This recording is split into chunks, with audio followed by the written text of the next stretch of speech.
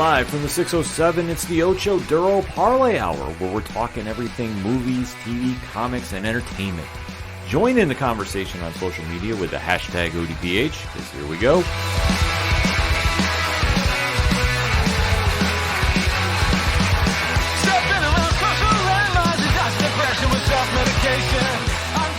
Welcome to an all-new edition of the ODPH podcast, better known as the Ocho Duro Parlay Hour.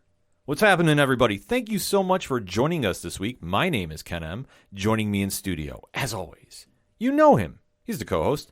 His name is Padawan J. Hello, hello, hello. Folks, we have a lot to talk about in the land of movies, TV, comics, and more. You are tuned into the entertainment edition of the ODPH, and we definitely want to keep that conversation going with you after this podcast. So make sure to swing on over to odphpodcast.com. Join in the conversation on the social media accounts. They're all right there on the front page. We can't make it any easier to follow and interact with us than that. What else can we say, Pat? Not much. It's pretty simple. Exactly. Parlay Points blogs are up right now, so if you need comic book recommendations, we got a stacked lineup this week. Holy smokes. One of the best ones on record, I gotta say. And we get great books sent to us, too. But this is some exceptional work this week. The TeePublic store, link is right there. The Patreon, one tier, $2 a month, and some fun stuff coming down the road. I haven't gone in there and done a deep dive in lately, but I think so, because we've obviously had a very busy week. If you're following the ODPH, which how do you follow? You swing on over the directory. We're on every single provider we can find. We have links right there, so we can't make it any more easier to follow and become one of the ODPH Society. All that and so much more can be found at odphpodcast.com, and always remember on social media to use the hashtag ODPHpod.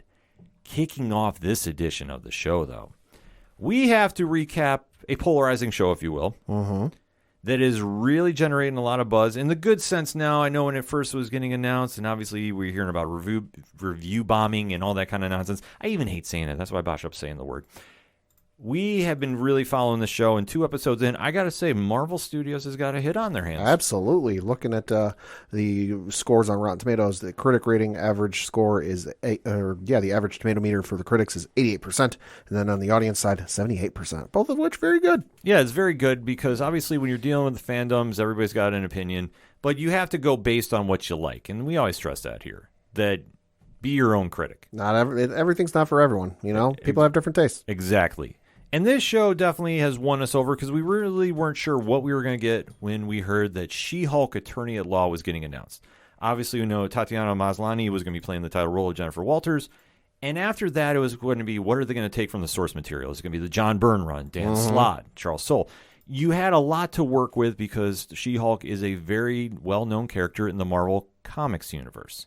So obviously, hearing it was coming to the small screen, we had a lot to think about with this project. What were they going to go? What was the direction? How was the vibe? We saw the previews for it. Definitely gave off some very good energy. Breaking the fourth wall a la Deadpool. But if you know the character, this is nothing new.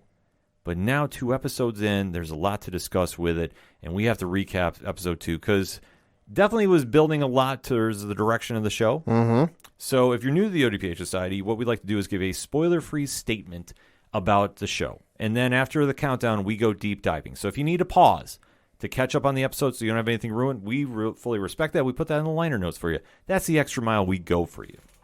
But like we say, after the countdown, it is fair game, so consider this your warning. So, Pad, that being said, spoiler-free statement on episode 2 of She-Hulk entitled Superhuman Law. Thought it was a good episode. Thought it was a good test and a good flavor for what the show going forward is going to be like. Obviously, last week was kind of like an origin story, very focused on She-Hulk, Jennifer Walters, and then Bruce Banner. But this one, I think, is kind of like the start of how things are going to go and just the overall vibe of how you're going to get the show, and I enjoyed it. I fully agree. I thought that this was a very solid episode. It didn't blow me away like, oh my gosh, like I really need to go do a rewatch immediately. But that's the one thing about this show is they're taking their time building this world of Jennifer Walters. It is one that is capturing fans' attention because this is something that we really haven't seen too much of in the MCU. And I know that there's some comparisons with Deadpool about, you're breaking the fourth wall. Yes and no. I don't think it does as much fourth wall breaking as Deadpool does, but it does enough that it gives a new kind of look to the MCU that we really haven't seen too much of, and it's working and establishing this character because this show is not going to be your traditional superhero show, and I think that's very well established out the gate. So that said, I thought episode 2 really did a nice job about establishing the direction we're going in. I think it's perfectly fine, and I'm very interested to see what we do for episode 3. So that being said, in 3, 2, 1, Pad, talk to me. Thought it was a really good episode. I enjoyed, some of the stuff they did with it. Love the hell out of the homage to the previous incarnations of Bruce Banner in the movies. Yes. That was awesome. But overall, I really enjoyed the episode. I thought it was very, very interesting to see how they're setting up the Abomination. That I thought the character take was very, very ingenious. Because obviously we know that the Abomination, who is a long-time Hulk villain, we saw him in the Incredible Hulk movie, whether you care to admit you saw it or not. Right. He was there. Tim Roth is reprising the role as Emil Blonsky. And I thought the take that they had for him was very, very interesting. Because where we jump into this episode, though, it takes a little while to get there. But obviously, coming off the heels of episode 1, Jennifer Walters turns into She-Hulk during a court appearance and takes care of Titania, who is one of her noteworthy supervillains. Yep. And so it's kind of a quick throwaway moment, but much in this digital age, anything you do is caught on camera and it's gone on social media. So welcome to the world of TMZ and et cetera, et cetera, et cetera. So Jennifer Walters is now getting used to the public now knowing her secret that, well, she can turn into a Hulk. And she gets dubbed by the public She-Hulk. And she even says, boy, I hope that doesn't stick. Yeah, exactly. But it definitely works. And Bruce Banner is laughing hysterically from this. I told you so. Yeah, because he gave the fair warning. He said, once you have powers, there's a whole new realm of responsibility that you are going to get exposed to that you're not ready for. No. And this is why you had the whole pamphlet or syllabus of what you need to do as Superhero 101. They'll say Superhero 101. It was, here's what you should do. Here's what you shouldn't do. And she's like, yeah, no, I got this. Yeah, but you know what I thought was the most interesting part of this is when she's on the phone with him. Yeah. He's in that spaceship that was taking him out that caused the initial car accident. So I thought that was an interesting play. That's certainly setting up some things that the internet is speculating on quite a bit. Yeah, but so let's talk about that right now. Do you think we're doing Planet Hulk? I think so. Why else would he be going into space? Now, granted, it could be to help with Sword and whatever Nick Fury's got going on. But why would an alien spacecraft pick him up? Why wouldn't it be, a Sword spacecraft? So I can see this with some folks saying, oh, well, it's got to be for a Sword. Well, why wouldn't it be a Sword spacecraft in space or a Kree or a Skrull spacecraft? Why is it this random spacecraft? I'm leaning towards, they're going the other way. There's a couple things I have to break down with this because the ship we know is tied to the Grandmaster from the Guardians of the Galaxy realm. Yep. So is this the prelude of how he got picked up originally for Thor Ragnarok? Like, no. That was one thing I was thinking, like, maybe. No. Because otherwise, it's like, well, how are you going back to Planet Hulk now? Like, it's kind of an interesting dynamic with it because obviously you've read the comic. The Illuminati sent him up there. Well, I should say some of them. So this becomes now an interesting play if they're going to try doing that. Now, I want to say this on record. I would love it if they did Planet Hulk. I don't think they're going to. There's too many moving parts involved because if they do Planet Hulk, they have to do World War Hulk. And if you haven't read that comic, that ties in everybody from the MCU. Would I love to see it? Absolutely. I can't stress that enough. It's one of my favorite comic stories of all time. But to pull it off logistically with the cinematic universe, that's going to be difficult. So in terms of when this comes out, there was a interview done with one of the writers, or the writer of this episode of She-Hulk, which I believe is Jessica Gao, Gao, where she did an interview with the Direct, where she said, quote, "It's definitely after post-Endgame. There actually is a Marvel person whose job it is to trace the timeline of everything, and we checked with him a lot about where the timing is. And so it's like the show is a few years after Endgame," close quote. Okay, so that eliminates that. It's just kind of very interesting that he was getting the ship coming after him in the first place, and now all of a sudden he's on board with it. Like, I know they're going to explain it, but just for right now, looking how both episodes did, I thought that was very odd.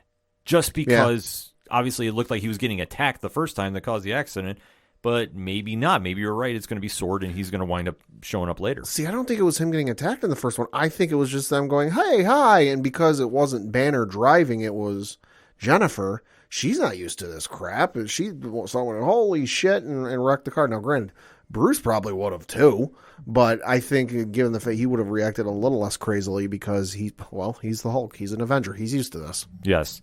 So that being said, it'll be interesting to see how his story takes off from here because I don't think he's going to be done with the series. Probably not. In theory. Probably not. But regardless, we see Jennifer Walters going out to have a drink and celebrate. And unfortunately, she doesn't really have much to celebrate. No. What happens, Pat? She gets fired from her job because it's deterrent. Well, so the case she was initially trying got thrown out because, well, it was deemed by the judge that there's no way the jury could come to a fair, what's the word I'm looking for? Impartial. Thank you. Impartial conclusion based on the events that took happen. So the case got thrown out. And then it's then determined, well, if we're going to be trying, superpowered peoples or anything really, it's going to be hard for juries to be impartial when you're in the room because you're going to be beloved by the people. So we got no use for you. Bye. Yeah, it's kind of an interesting take, but it makes sense. And I do respect that fact because you really are not going to get an impartial jury, especially if you're a hero, let alone you're related to the Hulk. And in current timeline, the Hulk is very well loved because he's one of the Avengers. So it does play in that fact, and obviously you're tying in that whole real-world aspect, even though they do go back to the whole drinking thing where when she's the Hulk, she's not feeling anything, but when she goes back to Jennifer Walters, she's completely intoxicated. So I love how they played that off a little bit. So as you see, she's getting fired, and then she is trying to find work because obviously she's got bills. She's got bills, and she also can't get hired anywhere because, well, she's She-Hulk, and that's too much of a liability for any firm. So I do love that aspect that they tied the real-world sense into it because you do blur the lines a little bit, because usually in comics they just kind of look the other way and go, oh well, that's perfectly fine. Yeah, I would say something tells me that a workplace's insurance company or their insurance policy doesn't exactly include a clause for damage via superhero. I think most insurance companies are going to file that one under acts of God. Yes. So it's an interesting play there, and then she goes and has a quick moment with her family. Yep. And I have to say, I'm with our guy, Dre Driven. I marked out at who her dad was. Because, Pat, do you know who Mark Lynn-Baker is? No. He was from the 1980s sitcom Perfect Strangers. Okay. And I love that show. That was one of my old school 80s favorites right there. So seeing him on screen, I marked out too. And Dre obviously posted that for his review as well. Such a cool moment to see, and obviously giving Jennifer Walters a little perspective about where her career is going, and just being a very supportive family there too, because you see an interesting dynamic there as well. So I do love how they played that off. But she gets a little bit lucky because she gets offered a job out of nowhere. And Pat, who is that by? It is an opposing counsel, Goodman, Lieber, Klertzberg, and Holloway, or GLK and H. Yes. And she just goes, yes. Yeah, she immediately takes the job. So it's a cool moment there, too, and obviously that law firm is very familiar from the comics as well. So that's a very cool play that she does. But when she goes in there, she's approached by one of the partners and says, well, we're hiring you to head up our new superhuman law division. So we really just want you to be She-Hulk 24/7. Yep. Which she's kind of a little reluctant about. Yeah. But she winds up doing this as well. Hey, it's a paycheck. Exactly. So she's doing it, and then they go, well, your first client is going to be Emil Blonsky. Yeah. And she immediately goes, conflict of interest here. He tried to kill my cousin. Yes.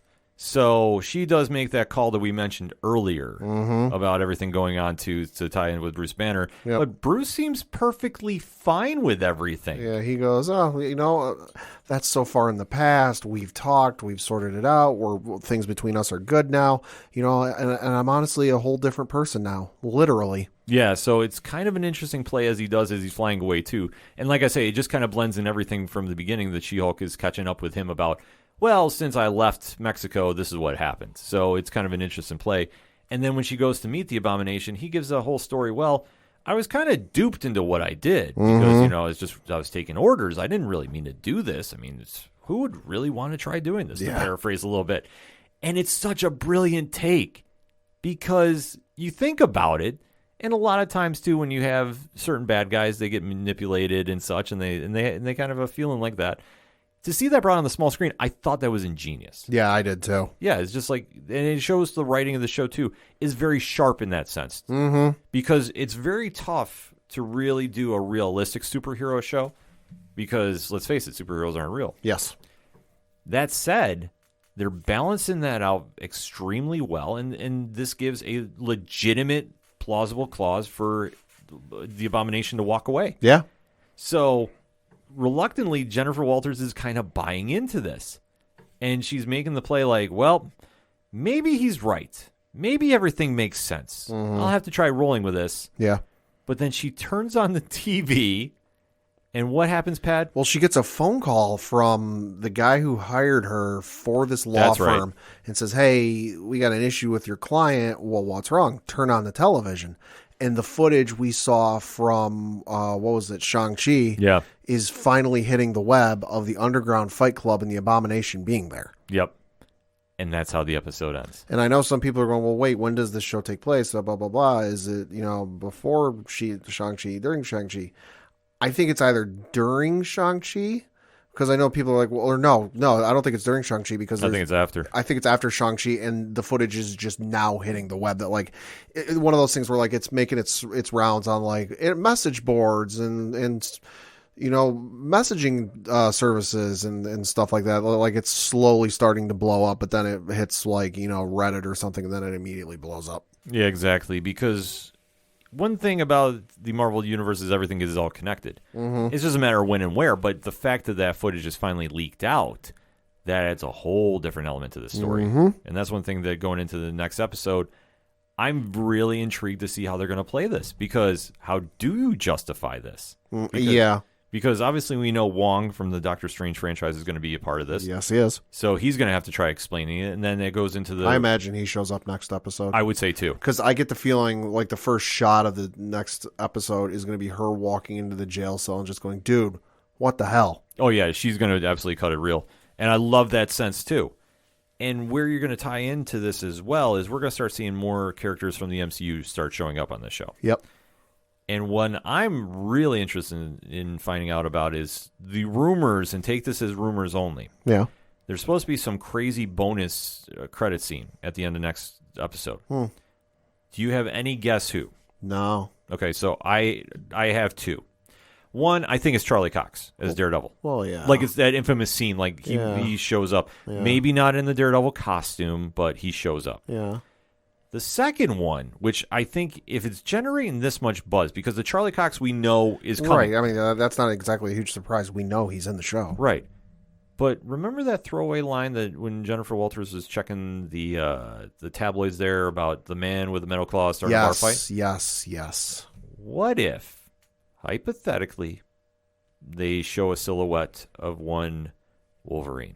That could be. Yeah, I mean, you don't have to see the person yet because they haven't announced casting unless they want to do that before D23, which they could quite possibly do. Like, let's not be, too forgetful about that. We know that is coming up next week. But if they wanted to really generate some buzz. Yeah. Because that's all we've been hearing is there's some kind of crazy end credit scene. Yeah. We don't know what it is yet. Charlie Cox wouldn't make any sense because it's not like newsworthy enough, like, oh my God, you're not going to believe who it is, or it's going to be earth shattering because like we already know he's going to be there. Yeah, exactly. So I mean that's something we just have to kind of go into expecting. Every time they go, oh, the internet's going to break. Is it really? And if it is Charlie Cox, I mean, granted, I'm going to mark out if I see him on screen. Like, I'm going to be super happy. But at the same time, it's not enough of a surprise when it's leaked out in a trailer to go, oh, him, whoa. Like when it's literally they're showing his face in the trailer. Yeah. They've acknowledged he's in the show. That's not a surprise. Exactly. So we'll have to wait and see how it pans out. But I think, though, we'll get a nice surprise, whoever it is. Maybe it's Foggy Nelson. Like, I could see that being one. But not enough to really break the net. But still, it's going to be a great mark-out moment. Oh, yeah. So we'll definitely have to wait and see about that. So, Pat, let's wrap it up. Final thoughts on She-Hulk Episode 2. Thought it was a really good episode, and I thought, and I just thought of what could possibly be the bonus scenes, break the internet. What if she's going, because I'm presuming this Supermax is somewhere in New York, the city or the state or someplace, because I don't think they've ever said where it is. One would think. What if it's one Punisher? What if it's Bernthal? Dude. That, like, he got caught, he's thrown in the Supermax, and he's in jail. Because it's for, what if it's him? That would be the wildest thing they could pull off. He said he's willing to come back and play the character again for the right story. And I could see them saying, hey, we want to have you in a story down the road. We haven't figured out what it is yet, but we want to set that story up by including you in this bonus scene. That would be the one. Because it could be like an end sequence of, like, Walters is talking to Abomination, and they're like, all right, this is, just like, you don't even get to hear the full sense, like, all right, yeah, just like it cuts in, all right, yeah, that's the defense we're going to go with. And she goes walking by, and you just see a silhouetted figure, because it's dark, it's dimly lit, whatever, in the cell cage. And you just hear, oh, She-Hulk, huh? Or something like that. And he just walks out of the shadows into the light, and you see him. That would do it. That would legit do it. I mean, it could be a Jessica Jones. It could be a Luke Cage. I mean, I wouldn't doubt that, and still that'd be huge. But the Punisher, because obviously right now is probably the most uncertain character coming over from Netflix. Sure. Because of everything going on with him right now. Well, sure, and that's why I say that would be the one. They could pitch it as, hey, we want it, because Bernthal has said, I want to come back and play the character again. It just has to be for the right story. They could have come to him and say, hey, we want to have you play the character again. We haven't figured out what the story is yet, but we want to feature you in a bonus scene. Here's what it is, X, Y, and Z, and yeah, sure. Yeah, I mean, because man, you just blew my mind with that one. It could be that'd be the move to do, because he's probably the most uncertain, like we said. Because again, it's not going to be Charlie Cox, because again we know he's coming. It's not going to be Wilson Fisk, because we already know we know he's already in the universe. We've already seen him, right? So that's not earth shattering, So outside of Punisher or something else batshit crazy, I can't think of what it is. Yeah, I mean Jessica Jones and Luke Cage would be big. No, they'd be big, but no, Punisher would be the biggest one. Because we're expecting Jessica Jones. We're expecting Luke Cage. Right. At some point. Iron Fist to be determined, but that's not enough to really break the nut. Right. Bernthal coming out for a cameo, dude, that would just be the craziest. And it all depends on what they're doing for story, too. Right. Because obviously, if you're reading the comics right now, there is a rebranding of sorts going on with the Punisher. Mm-hmm. I don't know if they're going to do that right away. Just with how that story's playing out, even though like I've been hearing some really cool things about that book, I haven't got a chance to check that out. But if they want to go that route, man, that's the way to do it. But I guess we're just gonna have to wait to see when episode 3 drops. Luckily, we don't have long to wait. But that being said, ODPH Society, hit us up on that hashtag ODPH Pod. What is your thoughts about episode 2, Superhuman Law? And then what is your speculation for episode 3? Let's keep it spoiler-free when that episode drops on Thursday till Saturday. We'll give the 2-day window on this one, because if the internet is going to run crazy with this, if it's that big of a move, we're going to try not talking about it as much as possible. But I got a feeling if we're not responsible for other parties. Yeah, we try being good about this. We're not sitting there putting spoilers in and waiting 5 lines and then putting it in the tweet. Other people do that. We don't. So that being said, let's talk about it on social media. Keep it spoiler-free for a little bit. We're going to take a break. We'll be right back.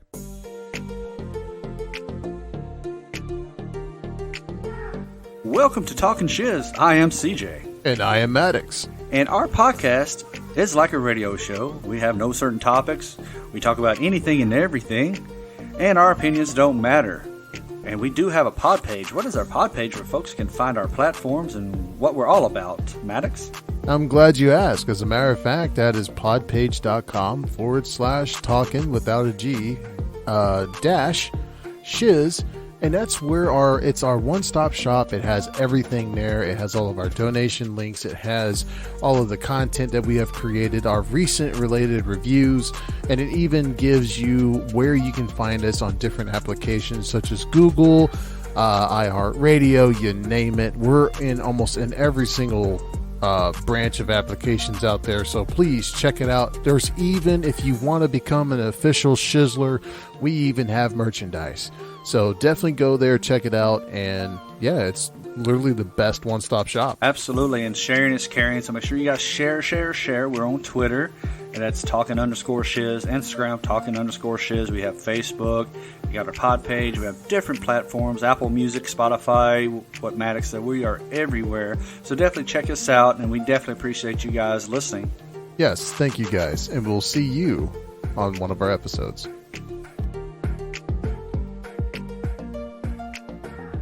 Coming back for another segment of this edition of the ODPH podcast, and we have to recap, dare I say, one of TV's fastest rising TV shows? Yeah, I would say so. Break it down for us, Pat. Yeah, so it earned 20 million viewers with episode 1. Thus far, it has earned 10 million viewers with episode 2. Already renewed for season 2 after just 2 episodes. That is the smash hit from the folks over at HBO and HBO Max, although we're kind of the same company. Yeah. The Game of Thrones prequel, House of the Dragon. Yeah, surprised to see that it's taken off this way, especially with how the original Game of Thrones series ended. We really weren't sure what the temp in the room is. I thought it would have a good first week. Mm-hmm. I was surprised that it carried over for second week. Yeah, I was too. Happily surprised, because the show, we have to remind viewers, this is one that takes a while to get going. Yeah. This is not something that you just kind of walk into and you pick up everything right away. This is the definition of moving parts. Yes. There's a lot going on Much here. like the intro. Yes, which they brought back the old school intro from Game of Thrones. Which I like. Oh, they had to. Like, it makes perfect sense, and that's where you should really build, because you're now reigniting a fan base that was so disenchanted with how things ended the first go-round. You really want to try appeasing them the best way you can. The first episode, like we said last week, was good. Mm-hmm. Was it a blowaway one for me? No. The only thing I take away is Matt Smith's character of Damien. Whew. That's the only one I really care watching, because he is just absolutely embracing this world. Everybody else is still kind of finding their footing, but Matt Smith is running with this show. Yeah, he is. And like I say, he's the I don't want to say he's a breakout star, but let's face it, he's the franchise of this show thus For far. right now, yeah. I don't think anybody's even close. So that being said, we are going to break down episode 2 entitled The Rogue Prince. We know how this goes by now, so obviously spoiler-free statement, and then this goes right into spoiler talk after the countdown. So, Pat, that being said, spoiler-free statement on this. Enjoyed the episode. Thought it was a little bit better than the first one. That being said, I'm still kind of waiting for things to fully get going, but they started, the cogs and wheels started moving a little bit with this episode, and I really enjoyed it. Better episode than episode 1. By far. By far. And they're not wasting any time hitting the ground running to get to some really interesting battles. That's one thing that I think is a big takeaway. Mm-hmm. I was fearing they were going to wait till the end of the season and go. Sure. But I am really applauding that they're moving the story right along. Yeah. Because that was one thing that, let's face it, there's been some seasons it's been a very big snooze fest with Game of Thrones. Mm-hmm. Just being honest. And now it looks like, well, we're going to have a nice little balance. Albeit, though, there's a couple things I didn't like about this episode, but we'll get into that. So that said, in 3, 2, 1, talk to me. Thought it was a really good episode. The wheels started moving, which I dug. Still taking a little too slow for me, but I'm willing to give it time. I'm liking what I'm seeing in that intro. I liked it. Why is it on Game of Thrones that every king has to be creepy? Like, for real. Like, it's just like, God damn. What's that saying? Well, power, absolute power corrupts, something like that. Oh, my God. Like, I understand why they keep talking about Mad Kings. Like, I get this. Yeah. Watching this for 2 episodes. Like, I understand this, Yeah. and you know what? It's bad. I'm siding with Damien. Like, he might be the new Joffrey, but I'm like, listen, he's got a plan. He has motivation. Yeah. He's not sitting there being uber creepy the entire time. Like, I'm sorry. The king in this, Viserys, is creeping me the hell out. Yeah. In the worst way possible. Yeah. Like, and it's just like, it's nothing against the actor, Paddy Considine. I think he's doing a great job with this.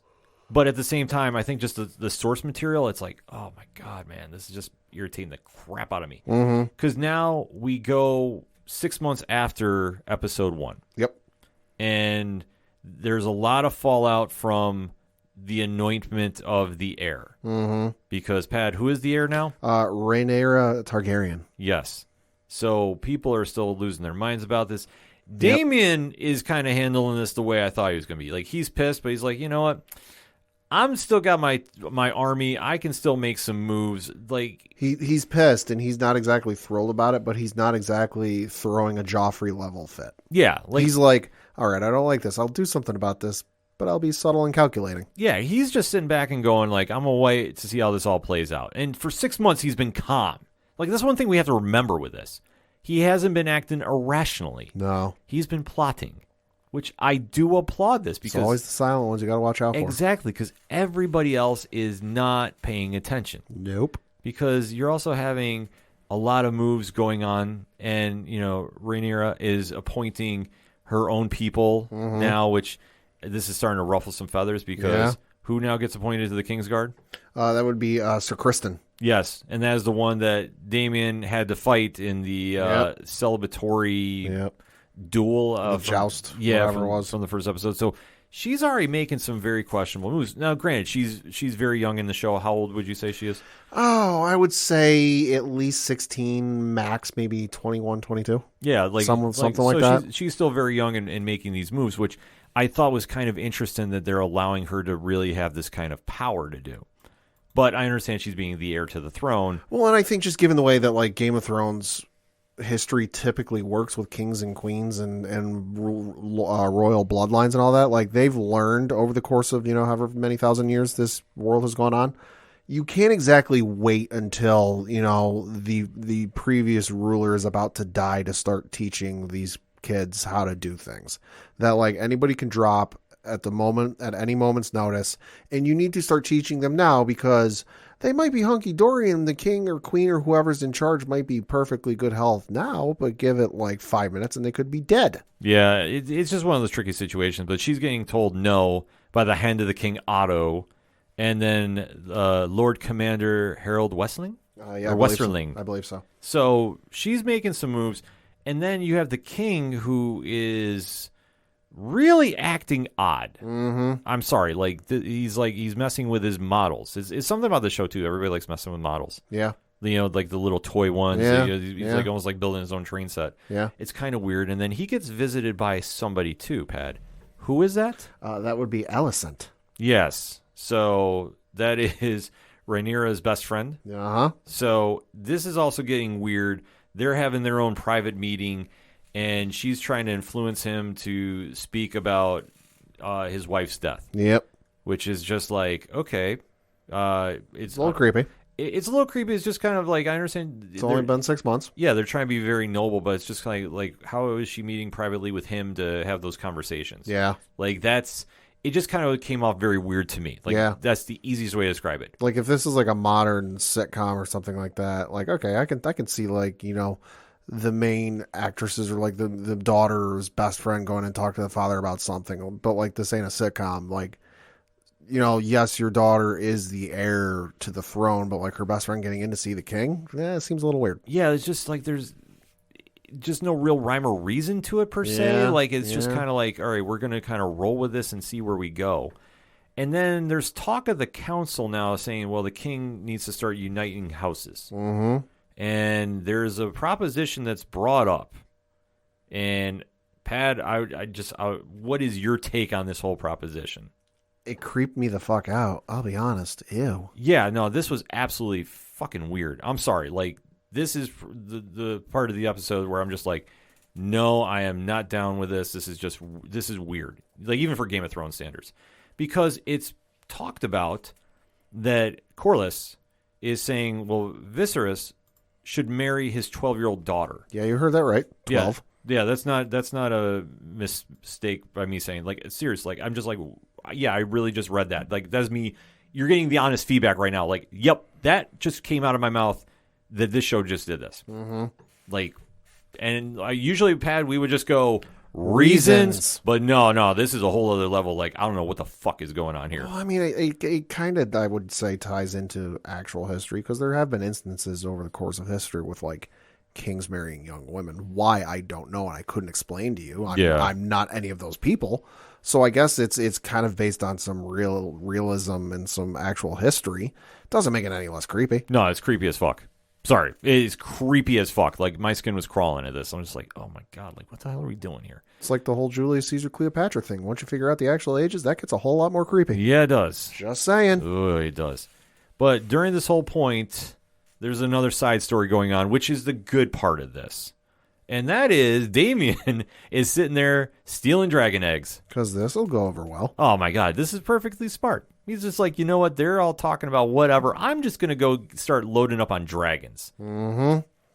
And you know what? Not a bad plan. I can't fault him. I've seen dragons in action in Game of Thrones. Like, he's a lunatic, but you know what? There's some sanity to this. Yeah, there's some real, like, yeah. dare I say, like, he might be the Joker of this whole thing, and I'm Could okay. be. I'm okay with this. be. Like, if he winds up killing everybody in this kingdom so far, I'm there.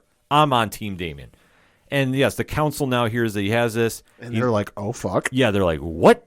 And then they're like, yeah, he's also going to marry somebody else. The mistress. Yes, that was not cleared, I guess, by the family. Yep. Which is a real big no-no. Yes.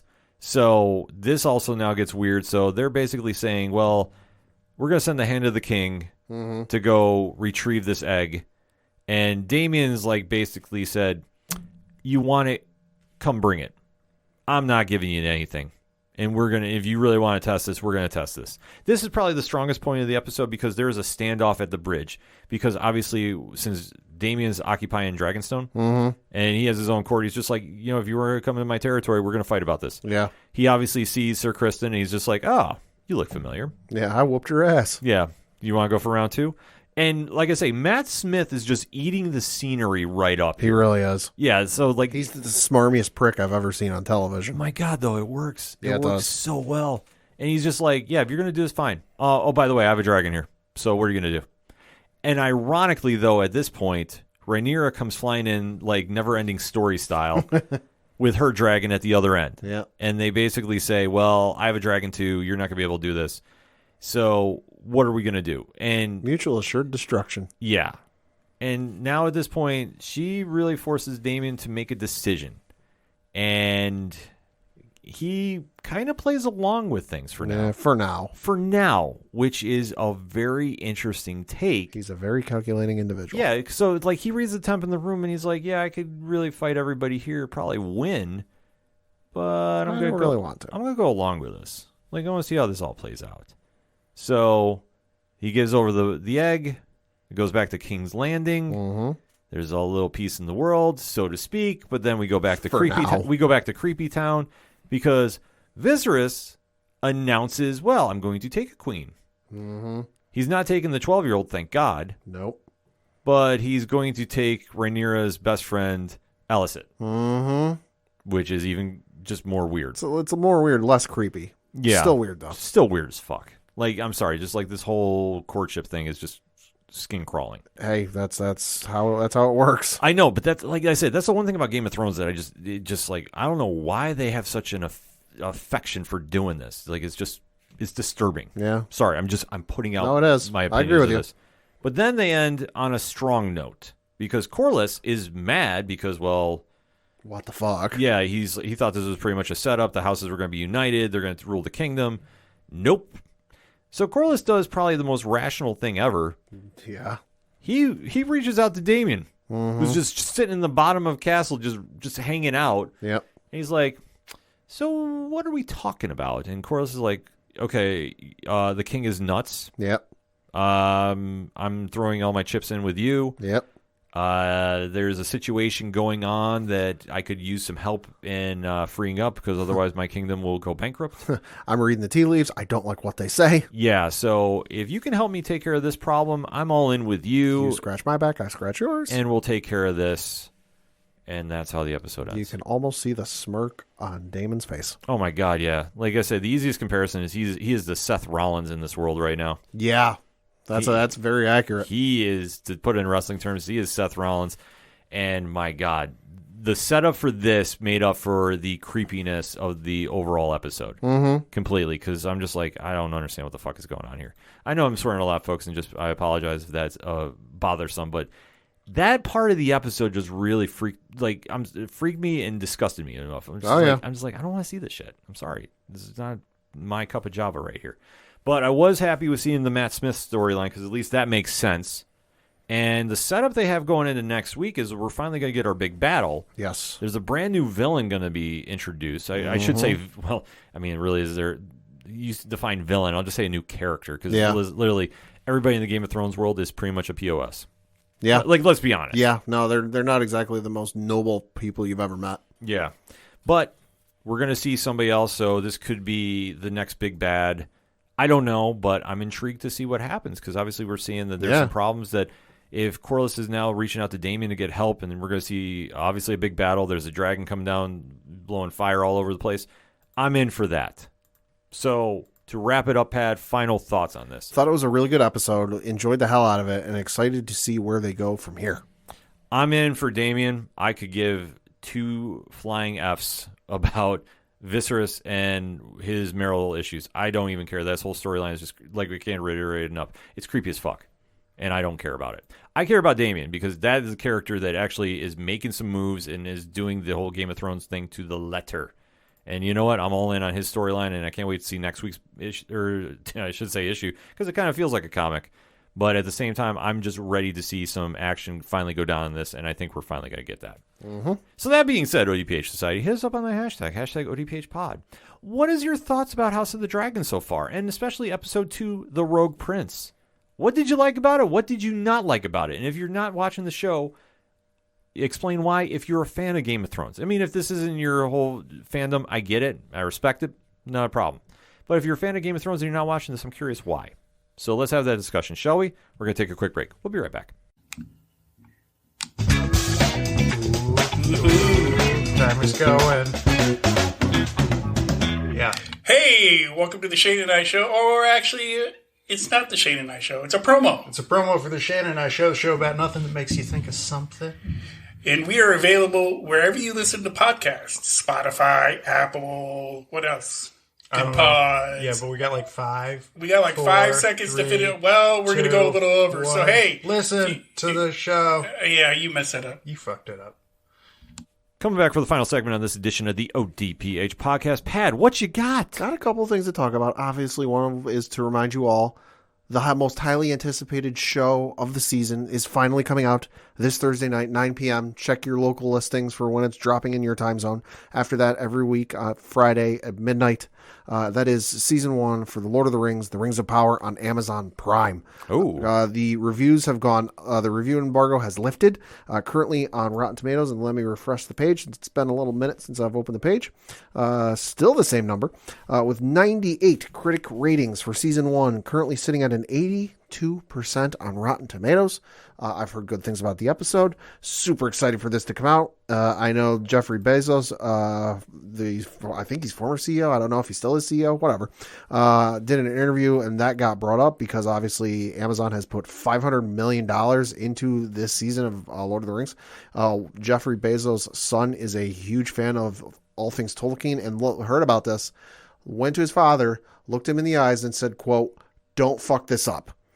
So there would appear that there's pressure from the very tippy top in Jeffrey Bezos to not fuck this up. So let's hope it's really good.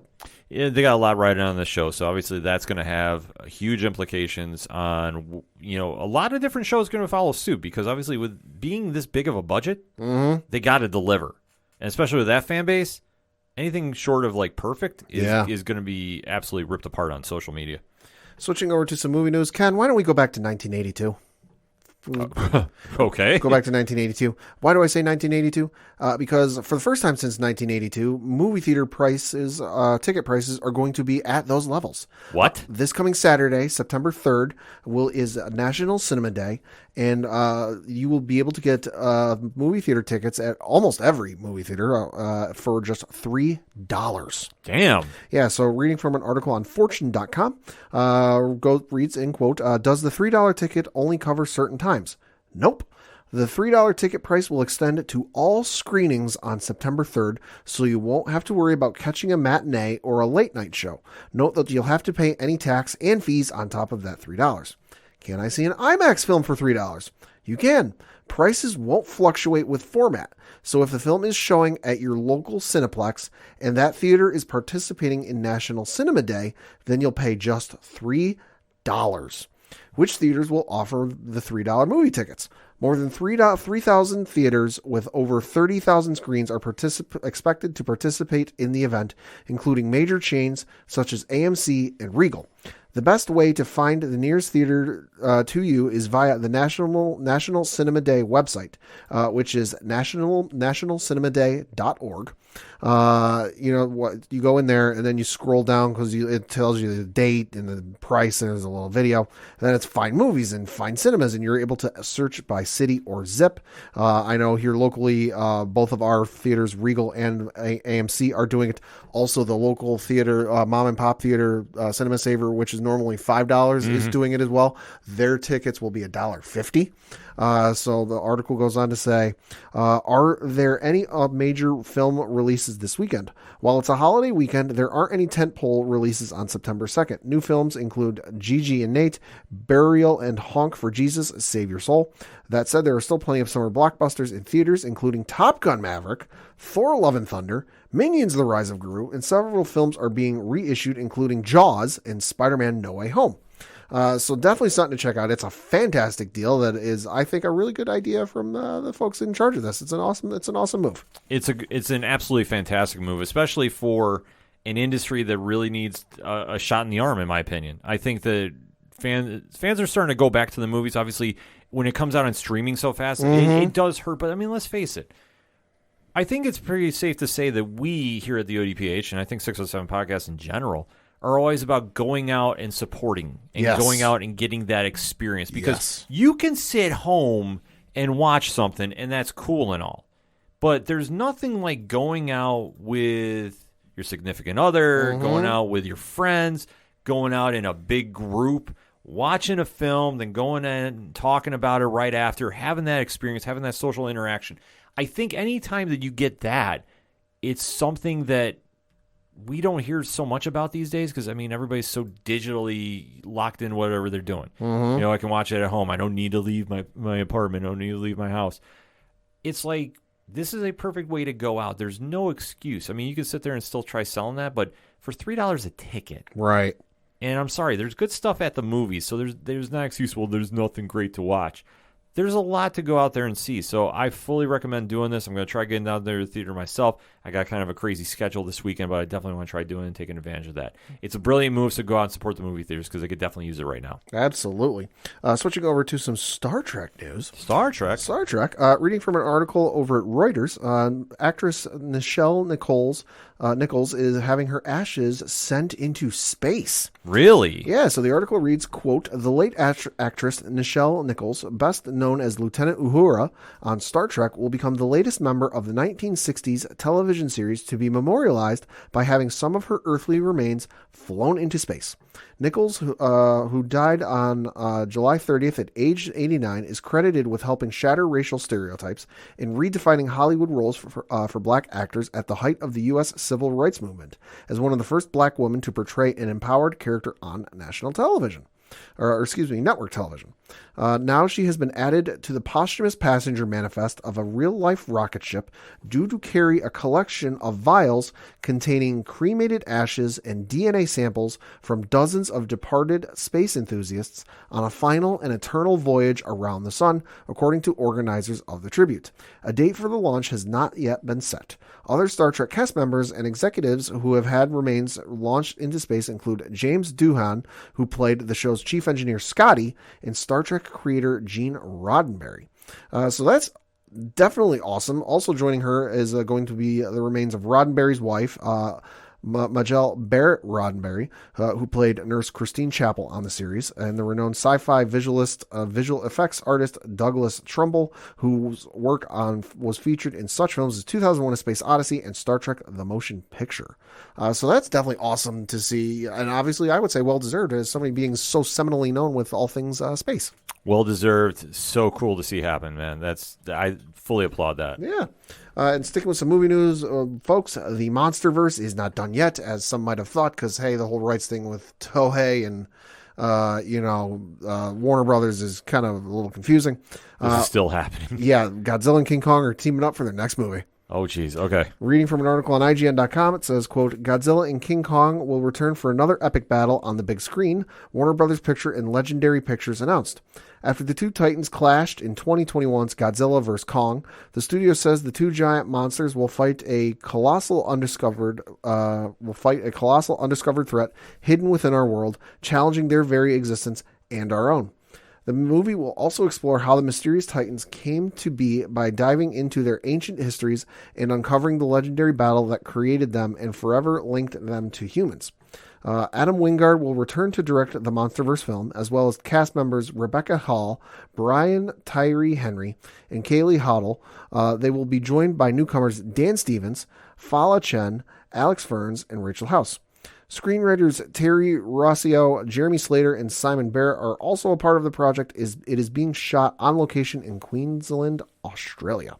No word on a release date. It's kind of looks like it's slated right now for March 15th, 2024, but as always, card subject to change. Interesting. I'm interested with that.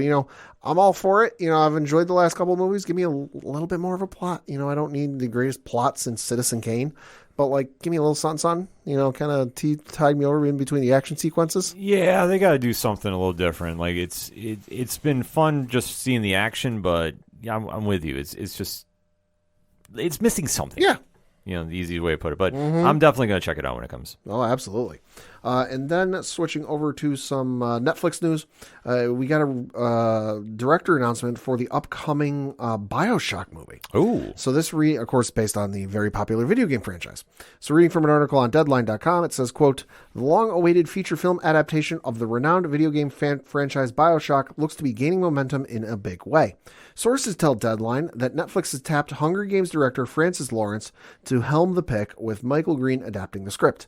The directing and writing assignment has been among the more sought-after jobs in the industry after Netflix said in February it was partnering with video game holding company Take-Two Interactive and its game publisher subsidiary 2K to produce a Bioshock film. Since then, the studio and its partners have been aiming high on who would help guide this project, given the scope of the property, looking at A-list directors and writers for the job, close quote. So obviously, Francis Lawrence, very well known for his work on the Hunger Games, and I think, that's a good pick for this movie, and it should be very good. Yeah, I'm on the fence. I think it's a great pick for the movie, so don't get me wrong about that. I just don't know if I'm that excited for it. Sure. To be honest with you. If that's your fandom, cool. I'm not saying, it's going to be terrible. I guess for me, I'm just kind of let's see something first. Because obviously, anytime you kind of dabble in that, adaptation to film, it just, it gets messy. So. Yeah, could be, but who knows? We'll see. Absolutely. And then sticking with some Netflix news, it was announced last week by the folks over at Netflix that Umbrella Academy is coming back for season 4. Ooh. And it will also be the final season of Umbrella Academy. Reading from an article on thehollywoodreporter.com, says, quote, the Umbrella Academy will end with a 4th and final season on Netflix. The streamer has renewed the superhero series starring Elliot Page for a concluding round. Quote, I'm so excited that the incredibly loyal fans of the Umbrella Academy will be able to experience the fitting end to the Hargreaves siblings' journey we began 5 years ago, said showrunner Steve Blackman. But before we get to do that conclusion, we've got an amazing story ahead for season 4, one that will have fans on the edge of their seats until the final minutes, close quote. The show's season 4 cast set to reprise their roles include Paige, Tom Hopper, David Castaneda, Emmy Rivera-Lampin, Robert Sheehan, Aidan Gallagher, Justin H. Min, Ritu Arya, and Colm Fiora. Additional casting news will be announced at a later date, close quote. So obviously huge news. We are big fans of the Umbrella Academy. Last season, absolutely fucking wild. Yeah. Can't wait for season 4. Yeah, I'm super excited they're going to do this. Especially you're always hearing about, Netflix is canceling a lot. The fact they're going to let them end on their own terms, I think, is great.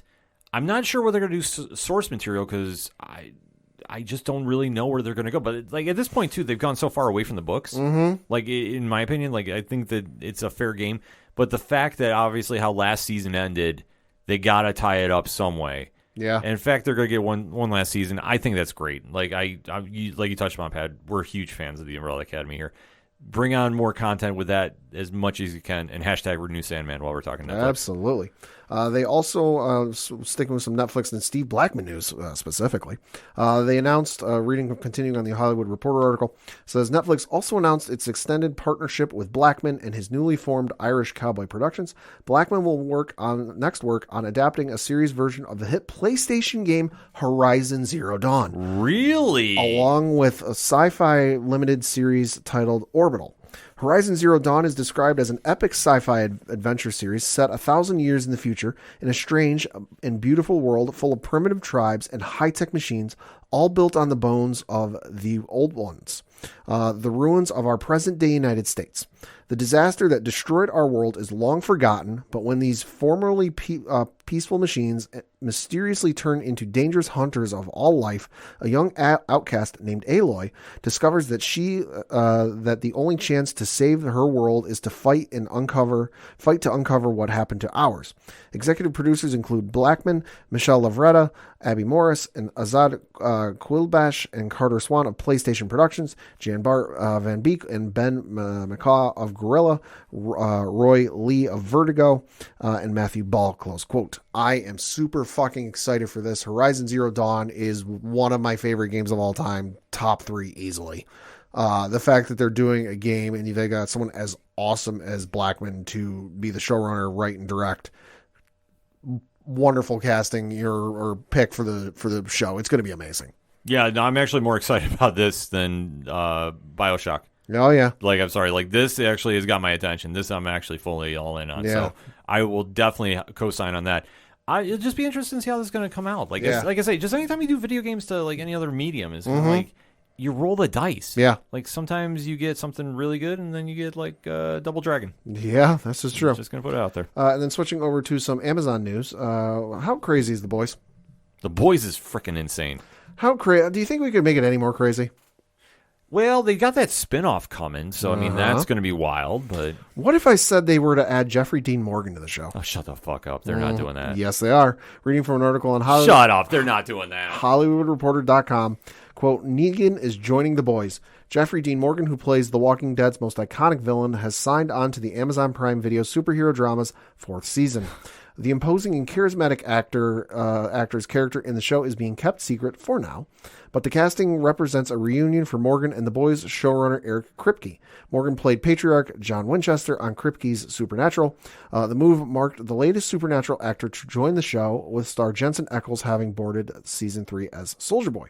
Morgan's credits include stints on Grey's Anatomy and The Good Wife, and such as like Watchmen and Rampage, but he's best known for playing Negan on AMC's zombie drama. Having been introduced in the show's 6th season and then survived to its current 11th and final season, he's also reprising his role in the upcoming Walking Dead spin-off series Dead City along with Lauren Cohan, close quote. Holy shit, this show got even more insane and I love it.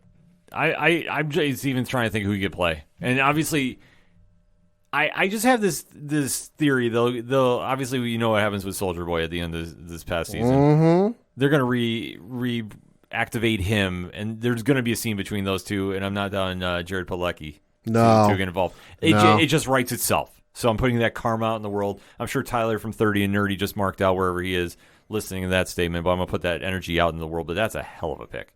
Absolutely. Absolutely. So for my one-shots... Actually, talking CW. Okay. There's a show that's returning that, I'll be honest, flew under my radar. Really? Was not expecting. I knew it was coming back. Okay. But I guess with all the news from Warner Brothers Discovery, that I just completely forgot Stargirl Season 3 is debuting. Oh, okay. So it's debuting Wednesday, August 31st. Nice. Did not...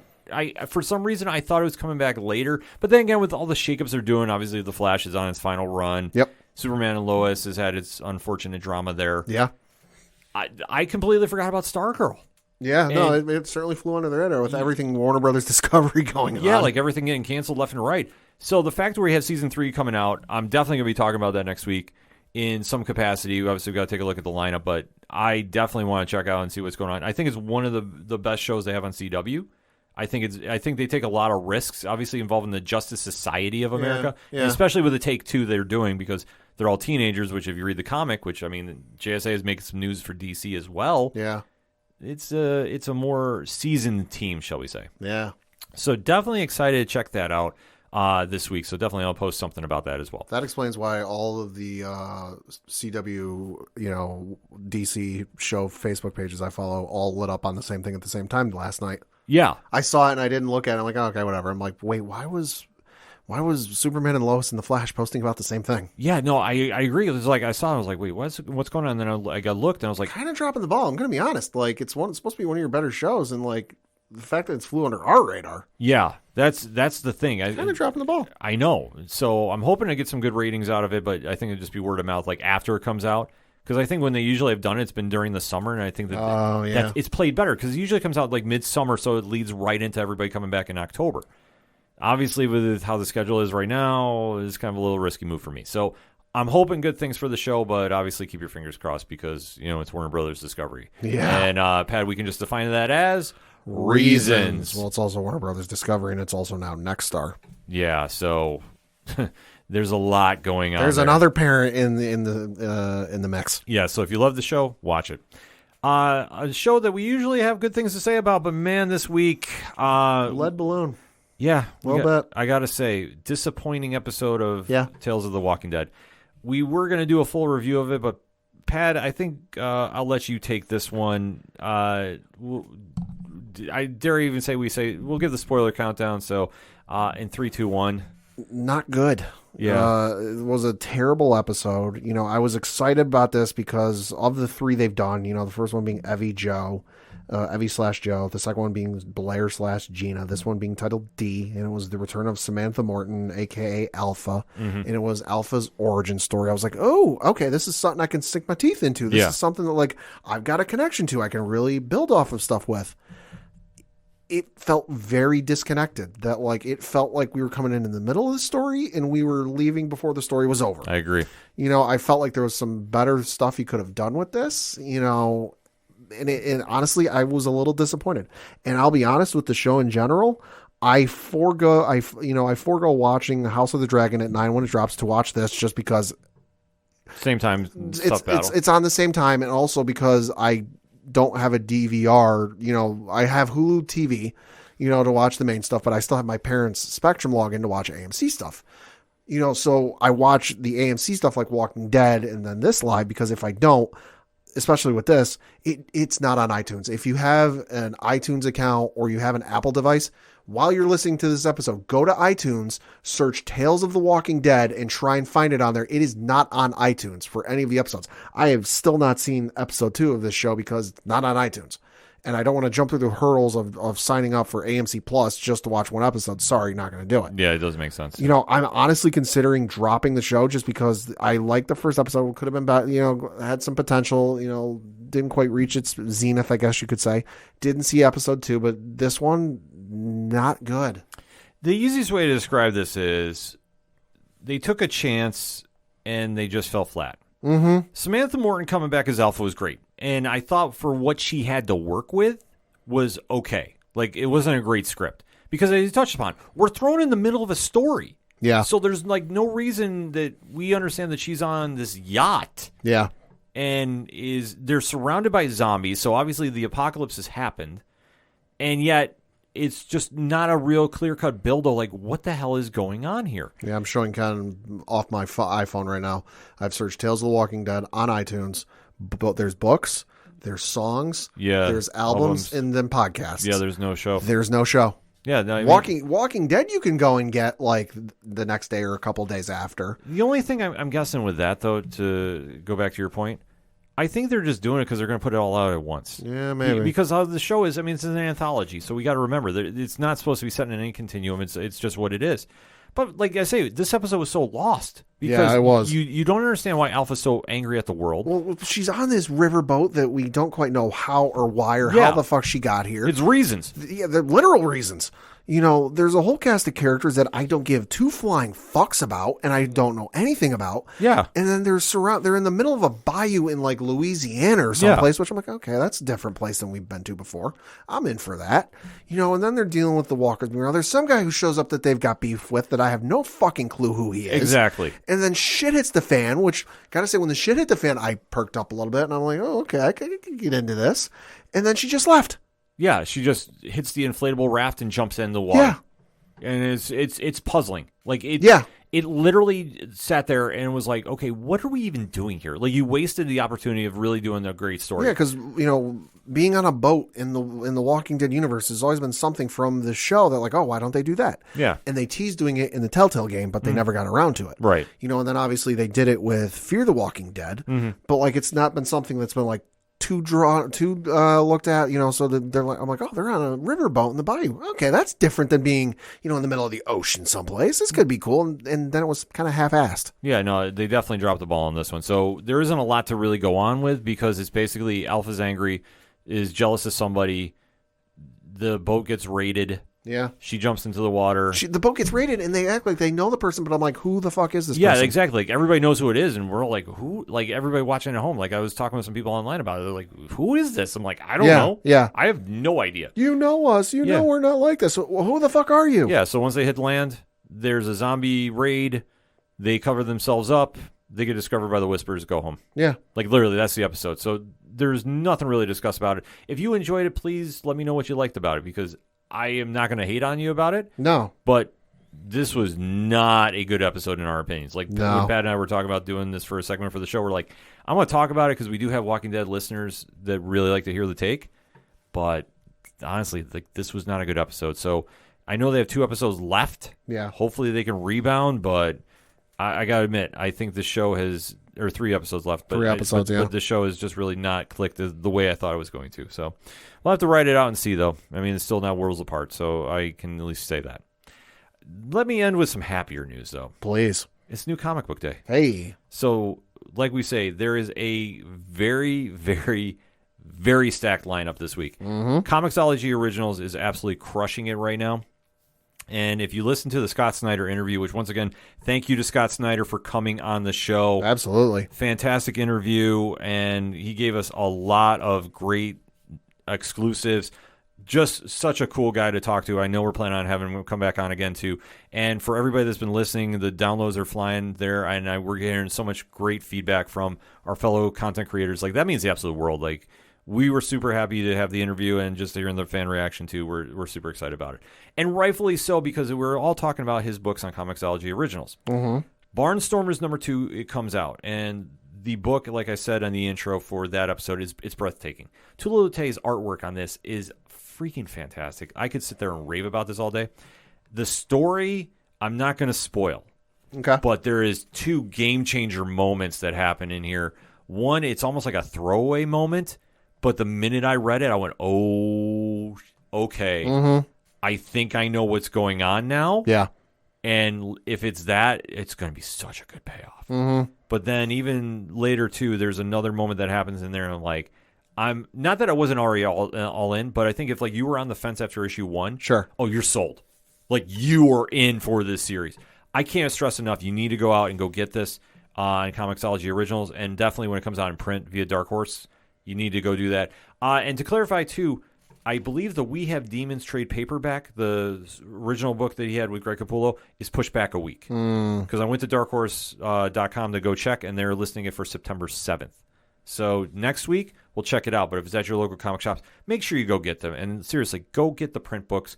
Go get the Comixology stuff. It's fantastic. Like, Scott is putting in some of the best work he's done, and that is saying something with his pedigree. So I can't recommend them enough, and I will scream from the top of my lungs, go get these books. Yes. Also out on Comixology Originals is The All-Nighters. So Chip Zdarsky, Jason Liu, they're tying up loose ends here. Issue 10, I believe, is going to be the last one of the series. Okay. Supernatural book, and definitely does a lot of creative stuff here. I can't stress enough. They're absolutely crushing it with this book as well, so you definitely want to go pick this up. Pat, this would be something for you. Okay. The first 5 issues story arc is out on trade paperback via Dark Horse as well, so you definitely want to go check that out, and I'm just going to highly recommend it as well. And then there was a new book that came out on the radar that I was definitely given a flyer to, Blood Oath #1. So this is done by Rob Hart, Alex Segura, and Joe Eisma. Okay. So I'm going to give you the premise. Pat, do you like history books? Yes. Prohibition time. Okay. So 1920s. 1920s, yeah. Yeah. I'm going to show you the cover. Okay. Ooh. Nice. Very nice. Vampires. Oh, okay. Okay. So they're definitely doing something crazy here. Now, I'm not going to say the plot because this has a very original idea for this time period. I was very impressed with this first issue. It does a lot to explain like the direction of the story. It's not giving away too much, but you know the main players. Like it's almost like when we talk about wrestling, and Rich from 3FN and 607 TWS always talks about this. You should be able to turn out a match, and you should know who the face and the heel is immediately. Yes. This is what this issue does. So you know what's going on. You know the major players. It does move a little quick, and it is a vampire book at its heart, but it makes sense. Okay. And especially in that time period. So I think it's a very cool book. So I definitely would recommend go checking that out on Comixology Originals right now because I think that is a definite one to keep an eye on. Also, from Boom Studios, you know I love Boom Studios. You know, yes, you do. You know I love the Something Is Killing the Children franchise. House of Slaughter #8. Mm-hmm. The story is getting really good. So Scarlet Part 3 is out, and it's such a unique concept too, because Edwin Slaughter is not your typical monster hunter. Right. And how he is perceiving this mystery, I find so fascinating. Okay. And I think that James Tynion and Sam Johns have definitely got something very, very cool going on with the writing for this book. So I can't stress enough, if you haven't picked this up, you need to go check this out. It's definitely a different feel, a different vibe, but it's one that works. So I can't stress that one enough. And last on my list, the Charge to 100 is in full effect for the Power Rangers universe at Boom Studios.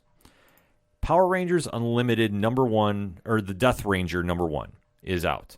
This is a great companion piece to what's going on in the monumental Mighty Morphin Power Rangers #100 that's coming out. Mm-hmm. So they've been doing these unlimited books, and they've been given like a little more backstory to certain characters that are involved here. This definitely clears up a lot for me. And like I say, my fandom is not as detailed as Tom from Off the Cuff Gaming. True. So this is great for me that's been reading since Ryan Parrott's been on this book. So it helps me, and especially it's great for new readers because you'll understand these characters when you see them. And I think they do a really good job about explaining about the Death Ranger here and the whole mythos behind it. So definitely some cool stuff to go check out at the comic shops this week. And like we always stress, go support your local comic shops too. You know, even if you go through Comixology, which I highly recommend as well, still get down to the LCS and go get something there as well too. And especially if it's one like from the Best Jacket Press, you need to go do that. One more thing, I got a recommendation for everybody. Ooh. It is not a comic recommendation, is a TV show recommendation, documentary recommendation. It's both entertainment and sports. Okay. It is Welcome to Wrexham, which is airing on Wednesday nights on the FX network, also on Hulu, because Hulu's got that deal with FX. It is with Ryan Reynolds and Rob McElhenney from It's Always Sunny in Philadelphia. The description of this on IMDb reads, docuseries chronicling the purchase and stewardship of Wrexham AFC, one of professional football's oldest clubs, by two Hollywood actors, Ryan Reynolds and Rob McElhenney. On Rotten Tomatoes, it reads, in Welcome to Wrexham, Rob McElhenney and Ryan Reynolds learn to run the third oldest professional football club in the world. In 2020, Rob and Ryan teamed up to purchase the fifth-tier Red Dragons in the hope of turning Wrexham AFC into an underdog story the whole world can root for. This show is, the first two episodes are out on Hulu. The next two episodes air tonight as we record, are fucking amazing. Okay. On Rotten Tomatoes, it has got a critic score of 89% and an audience score of 97%. Holy shit. So the first two episodes, the description, first episode is Dream. It says Hollywood stars Ryan Reynolds and Rob McElhenney attempt a takeover of the world's third oldest professional football, aka soccer club, located in Wrexham, a working class town in northern Wales in the United Kingdom. Second episode is titled Reality. Wrexham Football Club attempts to qualify for the playoffs as their new owners try to very quickly learn the ins and outs of a game and an industry they know nothing about. You've got the two episodes tonight, which are both titled Rebuilding and Home Opener. This documentary series, I would honestly say, is on the levels of The Last Dance. Oh, that's bold. That's bold. Where it's gripping. It's, you got the whole story of them wanting to buy the club. They finally, and it, because the town had been screwed over for so many years, because like I said, it's the third oldest football club in the world. Mm-hmm. And it's got, in the stadium they play in has been operating since like 1805. Damn. It's the oldest stadium still in use today in the world. So they go from, hey, let's do this, why, and it gets brought up, why people always ask why Wrexham, and Rob McElhenney, says, hey, you know what, Wrexham, it's something I wanted to do. And Wrexham reminded me a lot of Philly, it's people down on their luck. They've been beaten down a lot, but they always come back. They always fight, and he realized, you know what, I have TV money, but I don't have necessarily enough TV money if this really starts taking off and we start moving up in the tiers of the English soccer system. So I figured, hey, why don't I reach out to Ryan Reynolds and see if he's willing to do this? And they jump into it together. It's so goddamn good. Just, honestly, I know very little about soccer. I know some of the finer, broader details, I guess you could say, but some of the more nuanced stuff, no fucking clue. I had no idea there were 5 levels to the English Soccer League, and just seeing everything from this, I cannot recommend this enough. If you're a sports fan, if you're a Ryan Reynolds fan, if you're an It's Always Sunny in Philadelphia fan, this documentary series is fucking amazing. Highly recommend it. Like I said, first 2 episodes are available on Hulu. The next 2 episodes air on Wednesday. So the 2 episodes premiere on Wednesday night on FX from 10 to 10:30 and then 10:30 to 11. Cannot recommend it enough. It is phenomenal. Definitely gotta check that out. Sounds dope, man. It's the first time I've heard of this, so definitely want to check this out. So that being said, the music you heard in this edition of the ODPH is at a shout at the Robots. They were down at Porch Fest doing some things. Yeah, they were. Little Soul Shot. I know Floodlands was. Second Suitor was. Tom Jolu was tearing it up down there. Pat, if I want to find out about all these great musicians, where do I go? ODPHpodcast.com. Right on. You swing on over to the music section. Go check out everybody there. Seriously, a lot of great musicians putting in a lot of great work, so we can't stress that enough. That's why they're on the page. We fully endorse them. Also, while you're at the website, you can check out the cool kids, a.k.a. the patrons of the show. So definitely shout out to Joey from So Wizard, John from The Pint, the Pop Culture Podcast. I got to remember because I'm so used to saying Pint of Comics. Stu from SW Productions and Rich from 3FN. They're our proud patrons. And definitely you want to join them, and I hope you do. 1 tier, $2 is making it happen. I got a couple things planned out. Something came across the wire I haven't got a chance to post yet, but it's coming. So definitely want to get the feedback from everybody there and can say thank you enough for everybody's support. Also, while you're on the website, check out Parlay Points. New blogs are up. So I got comic reviews up there if you want. I got a brand new Blogs Count Anywhere. I got it out last night, Pat. I actually pulled it off. Nice. Wasn't sure I was going to be able to. And we have some new stuff up from Dre Driven. So if you want the Week Dre Minute, that's the place to go. And plus, there is rumor of your coach, my coach, the coach, Coach Duffy, doing some kind of weird workout montage video link or something. I don't know what it is, but I'm going to tell you right now, we're going to definitely critique that. I got to get him a jersey in the mail. Yes, we do. Fly, Eagles, fly, baby. Fly, Eagles, fly. If you know, you know. So we'll just leave it at that. But also, while you're on the website, check out the classified section, which has friends of the show, such as 3FN Podcast. They're our friends. They come over a lot to swing on the ODPH, and especially if you're a subscriber, which I hope you are, you got a brand new 607 TWS right in your subscription box, because that's how we do. So Rich came over because obviously he was here in attendance for the Scott Snyder interview, which I can't recommend enough. Go listen to. Seriously. It's one of the best ones you're going to hear ever. Yeah, are we talking a little trash about that? Yeah, because, it's that damn good. And Scott was phenomenal, so can't plug that one out enough. But like I said, in the classified section, you can find friends of the show. You can find organizational links supporting Black Lives Matter. You can find voter registration information. Can't stress that enough. Pod groups that we're in. Fantastic people, like the Multiverse of Badness. So definitely want to shout out Mike and Zach. I'm on the show. Nice. So coming up. I unfortunately made them suffer through Skrull Kill Crew, the second volume, which I didn't even know existed. That sounds awful. Oh my God. I've seen some awful shit in my time. Oh, I did not read this until Mike brought it up because I read the first volume. Yeah. First volume is weird as hell. Yeah. I might do that for a Patreon if people boy. really want to see me suffer. I'll do the first one. I'm not going to do the second. Second one's too freaking whacked out. But those guys were absolutely awesome to work with, so definitely want to plug them. You should go follow them too. But you can find out their links because it's right there on the aPODalypse group page. That's how we do. The TeePublic store. The directory. Pat, how many providers are we on? Oh, 831,000. So like we say, we can't make it any easier to follow the shows, and that's all we ask. If you are loving the content, and I hope you do, hit the follow, and it'll come right to your favorite podcast player each and every week. Can't make it that more simple. If it's anything and everything that is the ODPH, it can be found at odphpodcast.com. That's all I got for this week. So for the one only Padawan J. Thank you. I'm your host, Ken M. Thank you as always for listening to the ODPH podcast, better known as the Ocho Duro Parlay Hour. See you next time.